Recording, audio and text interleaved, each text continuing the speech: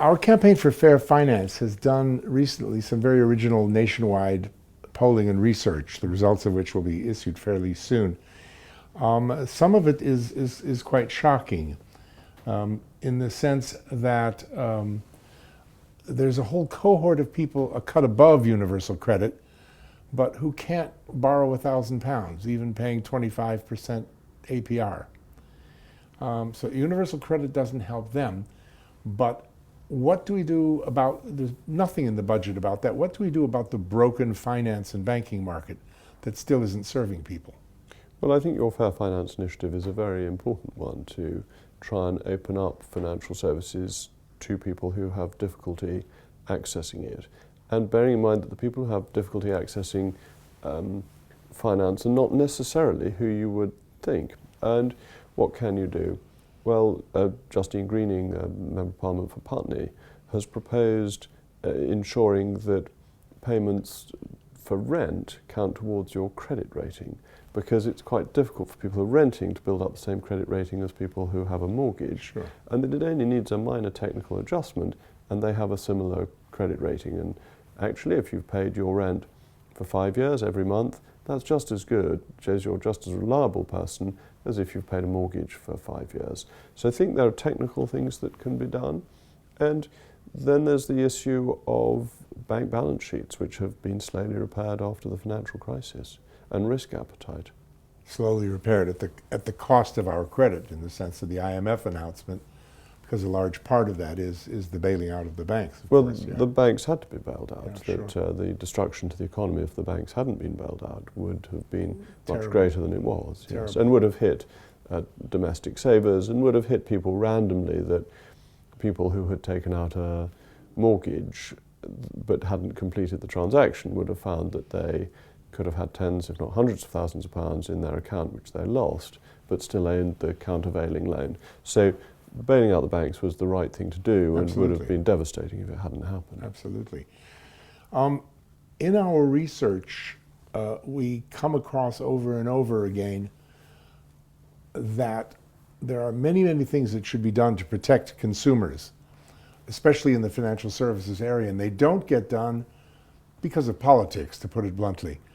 Things get compromised, traded off, put aside, etc.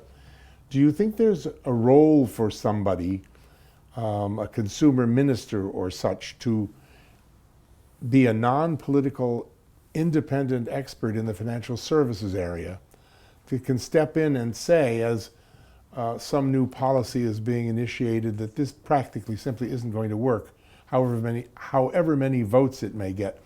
This is what Eamon Holmes was on about last night on his program, is that sometimes it seems to be all about votes, and the consumer is the last one really to be considered.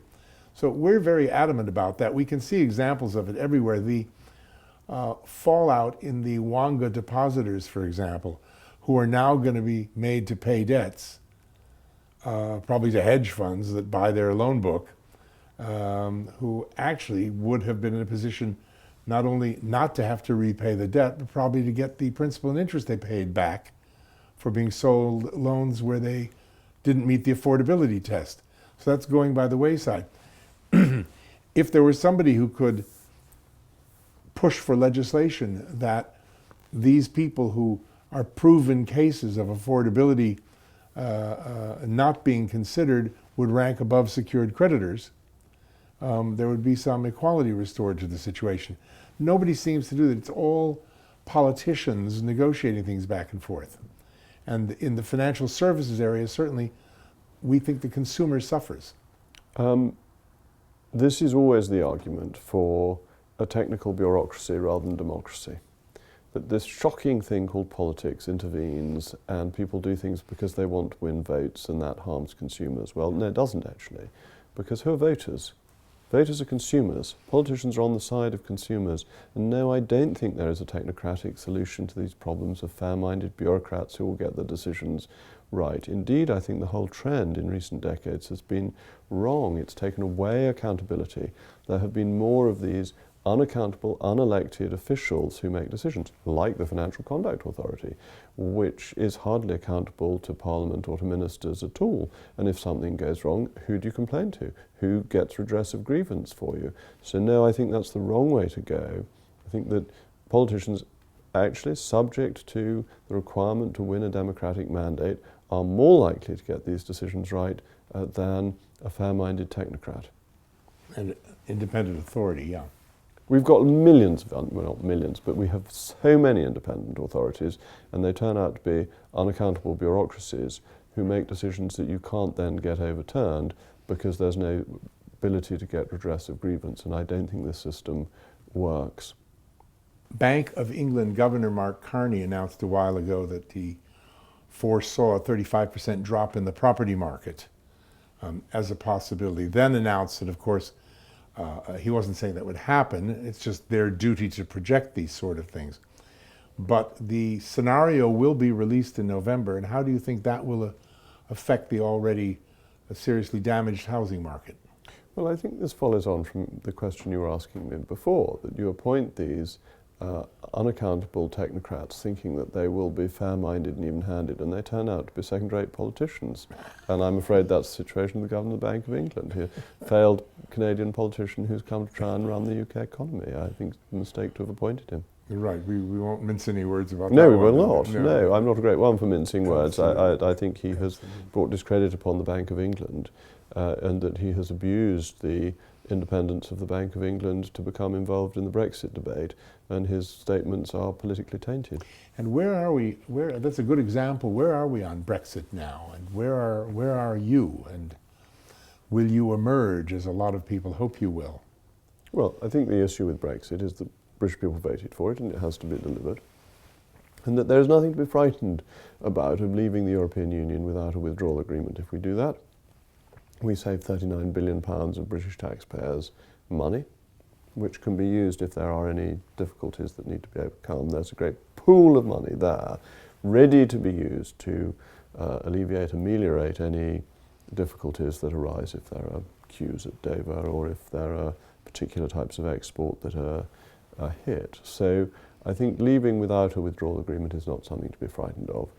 But we can do better than that, and we should aim for a Super Canada style deal, having free trade with the EU, which the EU has offered us, and taking back a place as an independent nation, our representation on international bodies, and all that goes with this great opportunity as Brexit, but showing that we're open to the world, not that we're part of a closed fortress Europe.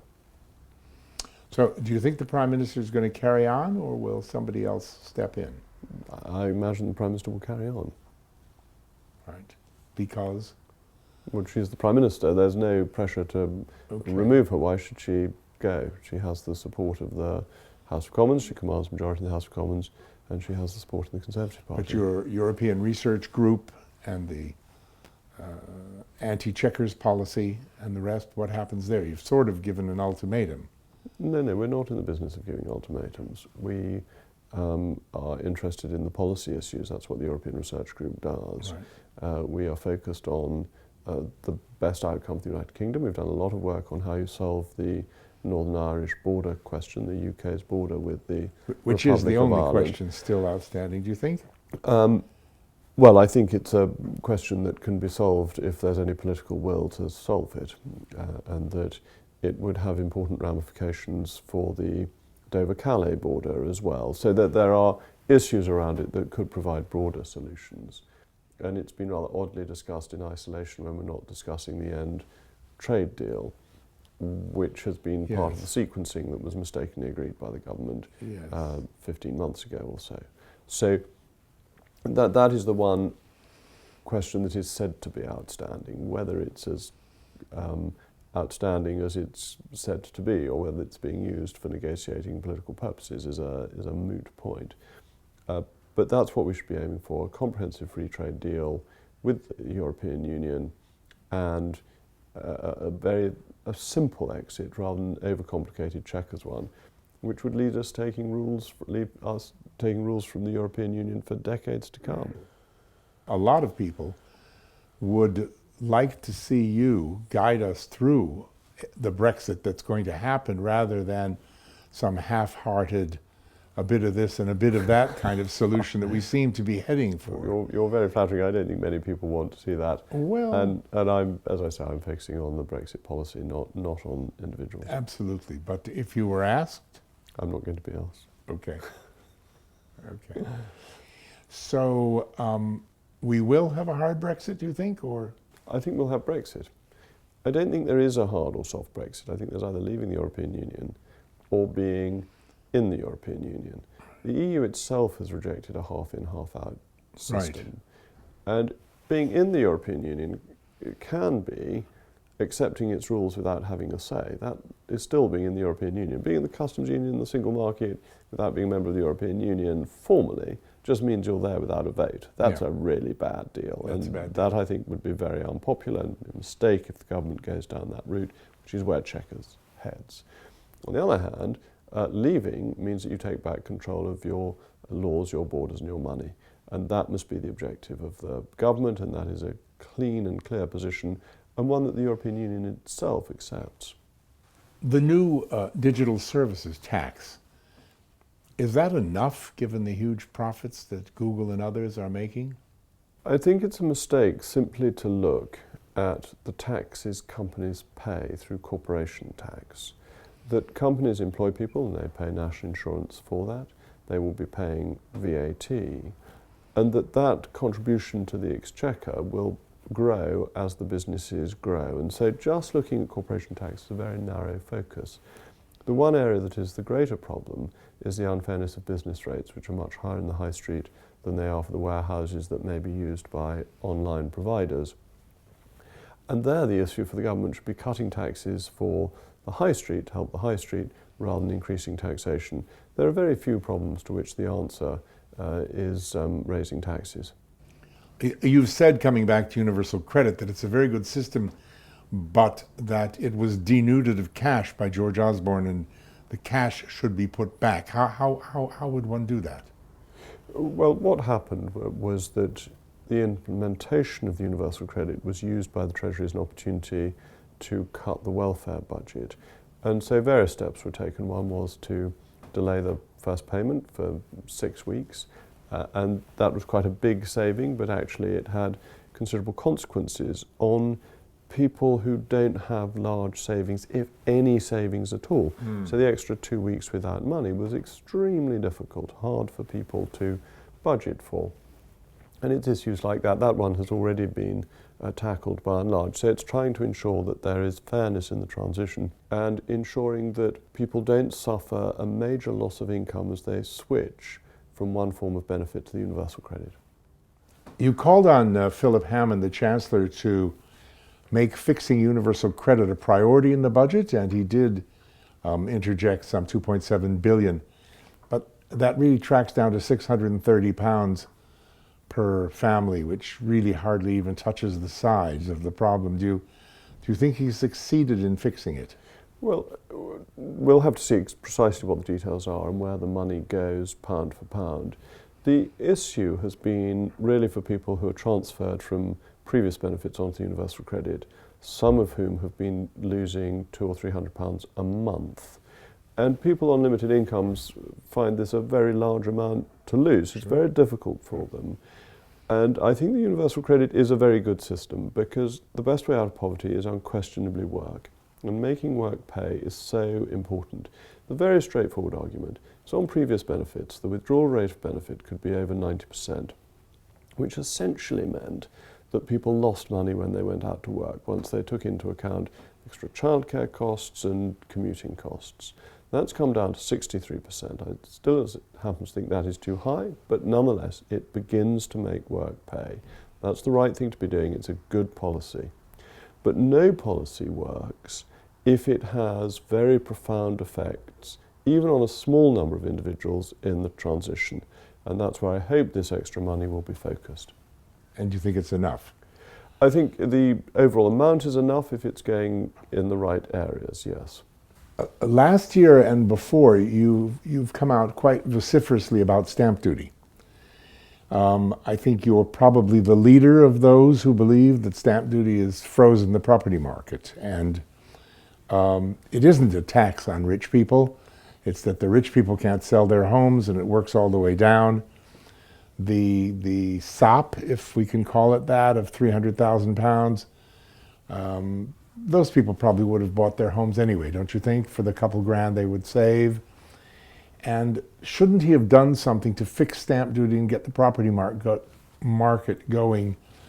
If we're going to have a Brexit, which it looks as if we are, we want to welcome people to this country, not tax them, foreigners, on buying property here, and we want the property market to be alive again. So what do you think he should have done? Well, Greg Hands, the MP for Chelsea and Fulham, made an excellent speech yesterday after the budget on the problems with stamp duty and set out the effects that it has in his constituency. And you're quite right to say it's not a tax on the rich, it's simply a freezing of the property market, and that the property market is dynamic, so effects at the top end affect everybody within the property market, because if you freeze one end, you don't have the transitions and the flexibilities Absolutely. That you need. Now, I've got this very good paper which goes through the costs of stamp duty, and that because transactions have declined so much, 41% fewer transactions, there's been a loss of revenue even at the higher rates. But it's more important than that, because when people move house, they employ builders, they employ solicitors, there are knock-on economic costs, and the calculation here is that £4.6 billion has been lost in taxes and business revenue, in addition to the £1.9 billion lost in stamp duty and VAT transactions. So there's a large amount lost to the UK economy, lost to the exchequer by freezing the property market. And you mentioned Brexit, and I think that's a very important context for this. One of the things the budget ought to have done was to show that the UK is open for business on the 30th of March next year, once we've left the European Union. And a way to do that is to encourage the London property market, which of course has a lot of foreign buyers within it. There are other things I'd been in favour of doing as well, to show that Brexit was not about a closed fortress UK, but about a global Britain, competitive, facing the world. So what can we do about it now that the budget has happened? Well, we're always in the hands of the budget, that stamp duty is set in the budget. Yeah. It's not going to be changed this year, but I happen to think that is a mistake, so it is necessary to continue campaigning for it. So we can keep campaigning for that, because as long as it stays the way it is, the property market will be frozen. That's absolutely right, yes. The Chancellor also announced another $500 million for housing. What do you think of that, and how does that compare with John McDonnell's plan to build 1 million homes? Well, I think the issue with housing is actually the planning system, not government expenditure. That we have essentially a socialist planning system with the expectation that the man in Whitehall can set the parameters, can set the likely demand, and then provide permissions to create the supply. And that hasn't worked. It hasn't delivered enough houses, and it hasn't delivered the houses that people actually want to buy. Unlike most countries, we've seen the square footage of houses decline in this country in recent decades, and that isn't how people want to live. It's come about because of the constraints within the planning system. So what is needed is not government expenditure, not the idea that the government could solve the problem, but actually less activity by the government to make the planning system simpler so that the private sector can provide the houses that people want. Jacob, you have said that housing is the biggest issue in the country, of course, and along with that, youth. The youth of today are so disaffected, and I guess the first thing we have to do is get them on a road to success again, and that begins with having a place to live. Do you think the Tory party has lost the youth vote now? And if so, how do you think you can get them back?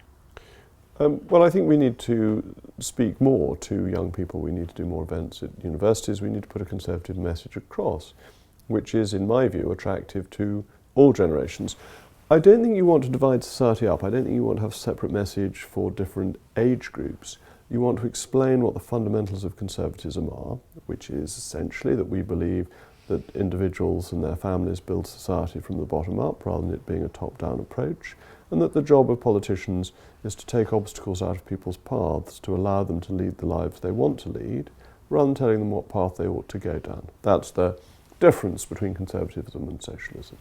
And part of that, in practice, once you've established the basic philosophy, is home ownership, that it's a natural human ambition. And when I speak at universities, I ask people, do they want to own their own home by the age of 35? And almost every hand goes up. Sure. And how are we going to deliver that? Well, by reform of the planning system. In specifically what respects? We have to make more land available. We want to ensure that the decision as to what type of house to build is with the market rather than with the bureaucrat. Currently, taste is determined in town halls. I'm not sure that's the best place to decide what is an attractive and what is an unattractive house. I think we want to give that back to individuals through a market mechanism.